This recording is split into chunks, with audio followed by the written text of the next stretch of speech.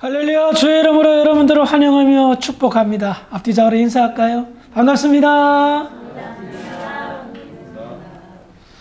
오늘은 세례요한 강의 18번째 시간입니다. 마태복음 3장 16절 17절의 말씀을 가지고 함께 은혜를 나누어 보도록 하겠습니다. 우리는 지난 시간에 세례요한에게 세례를 받으러 온 예수님과 예수님에게 세례 베풀기를 사양했던 세례요한의 이야기를 나누었습니다. 결국 세례요한은 예수님에게 세례를 베푸는데요, 예수님께서 모든 의를 이루는 것이 마땅하다라는 이 말에 이제 세례요한은 순종하고 예수님에게 세례를 베풉니다. 지난 시간에도 말씀을 나누었지만 예수님이 세례를 받는다라는 의미는 무엇이었습니까? 내가 이제 인간을 대신해서 죽겠다라는 사인이었습니다. 우리는 살기 위해 세례를 받지만 예수님은 죽기 위해 세례를 받으셨습니다. 그 이유가 무엇입니까? 모든 의, 하나님의 의를 이루기 위하여, 하나님의 뜻에 순종하기 위하여 목숨을 바치신 겁니다. 세례 요한도 순교당했죠. 세례 요한이나 우리 예수님 목숨을 아깝지 않게 생각했던 것이 하나였습니다. 그것은 바로 하나님의 의를 이루는 것이었습니다. 그래서 그들의 삶은 모두 다 하나님의 뜻에 초점을 맞춰 있었던 겁니다. 이렇게 하나님의 의를 이루기 위해서 예수님은 당신이 죽어야 된다는 의미를 가진 세례를 받으셨습니다. 그리고 오늘 본문은 예수님이 세례를 받은 후에 일어난 이야기들인데요. 먼저 마태복음 3장 16절을 읽어보겠습니다. 시작! 예수께서 세례를 받으시고 곧 물에서 올라오실새 하늘이 열리고 하나님의 성령이 비둘기같이 내려 자기 위에 임하심을 보시더니. 예수님의 세례 받으심은 보통 사람들과는 완전히 다른 역사가 나타났습니다. 먼저 성경은 세례를 받은 후에 일어난 이야기, 사건을 이렇게 이야기합니다. 하늘이 열리고. 여러분, 하늘이 열렸다라는 이 표현은 무엇을 의미하는 줄 아십니까? 우리 눈에 보이는 하늘이 이렇게 열렸다라는 건 아닙니다. 하늘은 항상 열려져 있습니다. 이것은 영의 세계가 열렸다라는 것을 의미합니다. 하늘이 열리는 현상은 특별한 계시의 현상입니다. 그러므로 우리는 알 수 있는 게 무엇입니까? 하늘이 열렸다라는 것은 하나님이 무언가 특별한 말씀을, 특별한 계시를 하고 싶다라는 하나님의 의지가 표현된 역사라는 겁니다.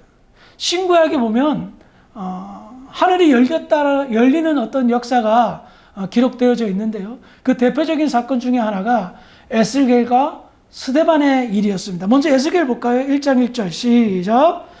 첫째 넷째 달 초닷새 내가 그발강과 사로잡힌 자 중에 있을 때 하늘이 열리며 하나님의 모습이 내게 보이니. 이 모습을 우리가 이해하려면 당시의 상황을 좀 알아야 됩니다. 30째 해의 넷째 달이라는 것은 에스겔이 30살 됐던 때를 말합니다. 근데 에스겔이 제사장 가문 사람이에요. 제사장 가문은 30살 때 뭘 하느냐면 수습 제사장이 되어서 성전에서 제사 업무를 이제 배우기 시작하는 거예요. 근데 이 사람이 어디에 있어요? 그발 강가에 사로잡혔다라고 말합니다. 이것은 바벨론의 침략으로 인해서 이스라엘 백성들이 멸망당하고 포로로 끌려가서 그발강이라는 바벨론 지역에서 강제 노역을 하던 때였습니다. 그러면 보십시다. 에스겔의 입장에서는 어때요? 절망 그 자체죠. 이제 폼나게 제사장복 딱 갈아입고 성전에서 제사 업무하고 사람들이 아유 제사장님 하면서 이런 대우받아야 될 그 나이에 그는 지금 노동하고 있다는 거예요. 포로가 돼서. 그러면 절망 속에, 아무런 희망 속에 희망이 없이 살았겠죠. 이스라엘 백성들, 그때 유다 백성들 완전한 절망 속에 이런 생각을 가졌습니다. 하나님 살아계신 건 맞아? 살아계시면 우리에게 어떤 이런 고통을 줄 수가 있어? 우리나라를 망하게 하고 우리를 이방인의 포로가 되게 하고 우리가 하나님 선민 백성이라고 불리는데 어떻게 이럴 수가 있어? 하나님의 존재를 의심한 거예요. 하나님의 살아계심을 부인한 거예요. 그때에 하늘이 쫙 열리면서 하나님이 계신 것을 에스겔 선지자가 본 겁니다. 그러니 에스겔 선지자가 그때 이제 제사장에서 선지자로서 사명을 받고 절망 속에 희망 없이 하나님을 부인하는 사람들에게 하나님은 살아계시다, 그것을 수십 년에 걸쳐서 증거하였던 겁니다. 또 다른 증거를 볼까요? 사도행전 7장 55절 56절인데요. 읽어봅시다. 시작. 제자간이 성령 충만하여 하늘을 걸어 주목하여 하나님의 영광과 및 예수께서 하나님 우편에 서신 것을 보고 말하되 보라, 하늘이 열리고 인자가 하나님 우편에 서신 것을 보노라 하는데. 아멘. 여러분, 성경 퀴즈. 초대교회 순교의 현장이 있었는데요. 첫 번째 순교자가 누구죠? 첫 번째 순교자. 스데반. 이렇게 뭐 넌센스 비슷한 퀴즈를 내도. 예, 그래요. 스데반은 초대교회 최초의 순교자 중에 하나였습니다. 그가 죽기 직전에, 지금 돌에 맞아서 죽거든요. 죽기 직전에 일어난 역사를 이야기합니다.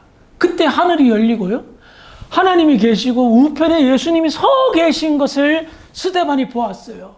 그리고 외치는 거예요. 보라! 하나님이 계시고 우편에 예수님이 서 계시다. 스데반이 왜 죽은 줄 아세요? 왜 순교당했어요? 예수님이 하나님의 아들이라고 증거하다가 신성 모독죄로 돌에 맞아 죽었어요. 그런데 죽기 일별 직전에 그가 외친 이 유언과 같은 이야기, 듣는 사람은 들었어요. 사람들은 이것이 어디 하나님을 모독해 하면서 돌을 던졌지만 그의 마지막 이 유언과 같은 이야기를 귀담아 들었던 사람들은 스데반이 무엇을 보았다는 것을 느꼈던 겁니다. 진짜로 하늘이 열리고 하나님이 계시고 예수님이 우편에 계신 것을 보았던 것을 확신했던 겁니다. 그 이후로 교회의 역사는 완전히 바뀝니다. 어떻게 됩니까? 흩어진 그리스도인들이 안디옥에서 교회를 개척하고 이방으로 확산해가면서 세계 선교의 길이 그때부터 시작되었던 겁니다. 그러면 하늘이 열렸다라는 것은 특별한 계시가 있다는 것인데 이 두 사람의 공통된 모습을 보니 뭐예요? 정말 절망 속에 죽음 일보 직전에 하나님의 살아계심을 보여준 거예요. 아시겠어요? 하늘이 열렸다는 것은 뭐 특별한 로또 복권 번호가 뜨는 게 아니란 말이에요. 이 인생을 살아갈 때에 막힘이 있고 좌절이 있고 절망이 있을 때에 나 살아있다. 그것을 통하여 모든 것을 회복하고 새로운 출발을 시작할 수 있다고 이야기하고 있다는 겁니다. 그래요. 예수님이 세례를 받았는데 하늘이 열렸어요.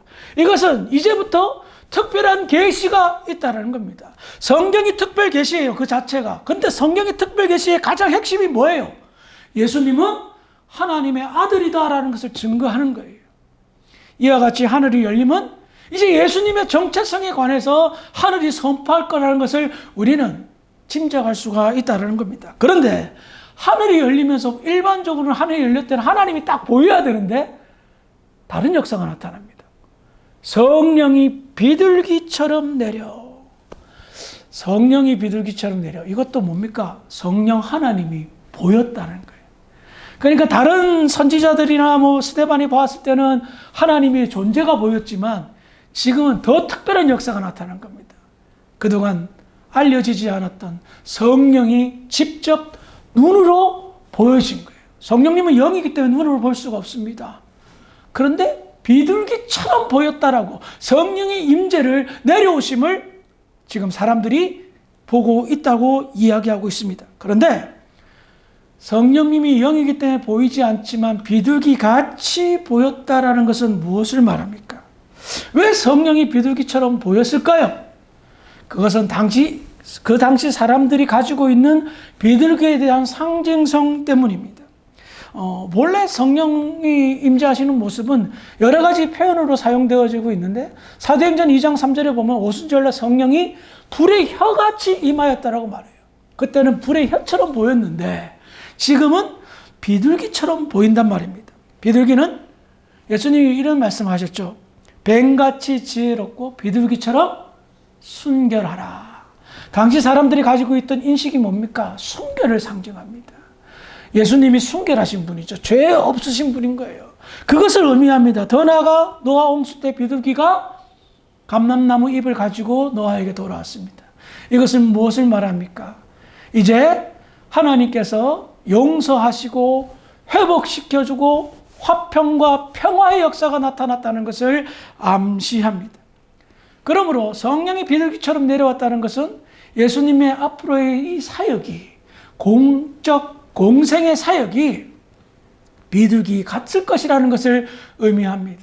하나님과의 화평이 이루어지고 평화의 역사가 이루어진다는 것을 말합니다. 그런데 그것보다도 또 다른 상징적인 의미가 있습니다. 세례 요한이 자기는 예수님의 신발끈도 풀기도 부족한 그런 사람인데 내 뒤에 오실 분은 어떤 분이라고 얘기합니까?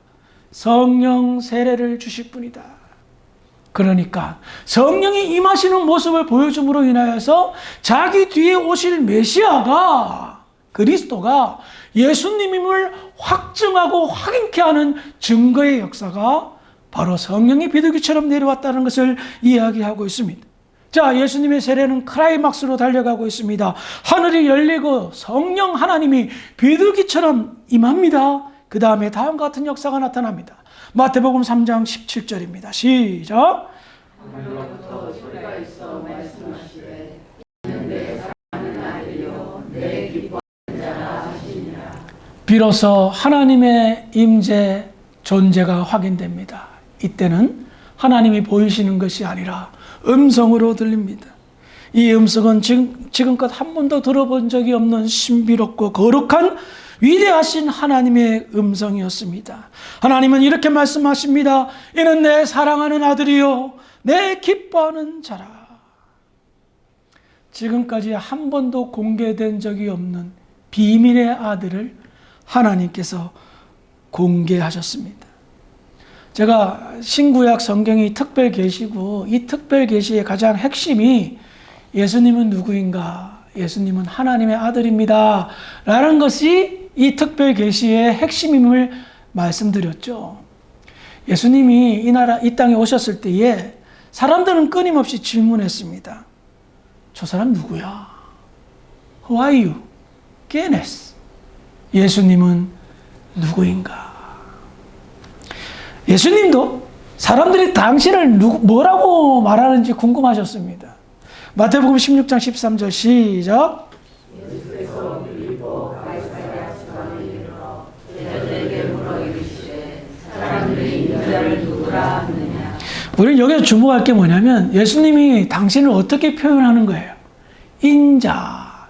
이게 뭔 말이에요? 인자스러운 사람? 사람의 아들이라는 의미죠.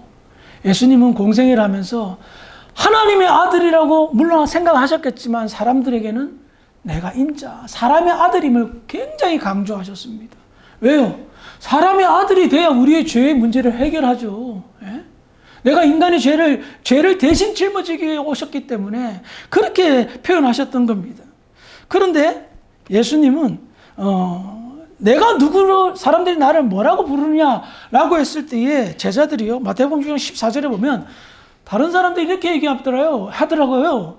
세례 요한 아니면 엘리야 아니면 예레미야 동급의 그런 선지자라고 예수님을 그렇게 부릅니다라고 하는 거예요. 그때에 베드로가 이렇게 얘기합니다. 마태복음 16장 16절 시작. 시몬 베드로가 대답하여 이르되 주는 그리스도시요 살아계신 하나님의 아들이시니이다. 아멘. 베드로의 이와 같은 대답은 예수님을 크게 감동시켰습니다. 아마 이랬을 거예요. 와, 너 진짜 제법이다. 그래서 예수님이 뭐라고 합니까? 바요나 시몬아, 내가 정말 복되도다. 너의 신앙 고백 위에 내가 교회를 세우겠다. 그래요. 교회의 존재는 주는 그리스도시요 살아계신 하나님의 아들의 신앙 고백이 이루어진 사람들의 모임입니다. 이게 교회예요. 눈에 보이는 건물이 아니라. 이런 신앙 고백이 교회가 된단 말입니다. 그래서 이 고백에 의한 사람들로 인하여 교회가 세워진 겁니다. 따라해 볼까요? 주는 그리스도시요 주는 그리스도시요 살아계신 하나님의 아들입니다. 살아계신 하나님의 아들입니다. 이 고백이 여러분들의 고백이자 우리의 삶의 중심이 되기를 주의 이름으로 축원합니다. 자, 하늘이 열리고 성령이 비둘기같이 임하고 하나님의 음성이 들렸을 때에 이 모든 모습들은 하나의 어떤 초점을 가지고 있습니다. 그 초점이 뭐냐? 예수님은 누구인가? 예수님의 정체성, 그분을 알리고자 하셨던 겁니다. 시편 2편 6절과 7절입니다. 시작. 내가 나의 왕을 내 거룩한 산 시온에 세웠다 하시리로다. 내가 여호와의 명령을 전하노라. 여호와께서 내게 이르시되 너는 내 아들이라. 오늘 내가 너를 낳았도다. 아멘. 시편 2편 7절에 있는 너는 내 아들이라 오늘 내가 너를 낳았도다, 이 표현은 오랜 기간 동안 사람들의 입에서 하나님의 아들에 대한 생각과 이 관심을 가지게 하였습니다. 일찍이 하나님의 아들이 이 땅에 오심을 이미 간접적으로 하나님은 표현한 겁니다. 그러므로 우리는 지금 선포된 이 하나님의 음성을 한쪽 귀로 듣고 한쪽 귀로 흘릴 수가 없습니다. 다른 사람의 말 안 들어도 좋습니다. 하지만 하나님의 말씀은 귀 기울여야 됩니다. 분명하고 명확하게 선포하셨습니다. 예수는 내 아들이다. 말씀을 정리하겠습니다. 오늘 우리가 함께 나눈 말씀은 예수님이 세례 받으신 다음에 일어난 일입니다. 이와 같은 세례 장면의 가장 중요한 의미는 예수님이 하나님의 아들임을 확실하게 하는, 빵 하고 못 박는 사건이었습니다. 그리고 이것은 하늘의 비밀이 통째로 열려지게 된, 선포한 시간이기도 하였습니다. 하늘의 비밀, 하늘이 열렸죠? 하늘의 비밀은 그렇게 복잡하지 않습니다. 단순합니다. 예수님이 하나님의 아들이라는 겁니다. 그것을 믿고 고백하는 자들이 교회가 되어 주님이 머리가 되고 우리가 지체가 되어 하나님의 나라를 만드는 것입니다. 그런데 이런 고백의 역사, 우리에게 어떤 현상이 일어나게 될까요? 갈라디아서 3장 26절 시작. 우리가 다 믿음으로 말미암아 그리스도 예수 안에서 하나님의 아들이 되었습니다. 아멘. 여기에서 믿음은 주는 그리스도시요 살아계신 하나님의 아들입니다라는 믿음입니다. 이 믿음으로 말미암아 우리가 어떻게 되었다라고 얘기합니까? 하나님의 아들이라. 하나님께서 예수님을 이 땅에 보내시고 죽음을 상징하는 세례를 받게 하시고 십자가에 달려 돌아가게 하신 이유가 명백해졌습니다. 바로 하나님의 아들을 믿는 사람들을 하나님의 자녀로 삼기 위해서였던 겁니다. 이제 우리가 하나님의 아들을 믿는다면 우리도 하나님의 자녀, 아들과 딸이 될 텐데 우리는 이와 같은 믿음의 고백이 있기 때문에 다음과 같은 소리를 들어야 됩니다.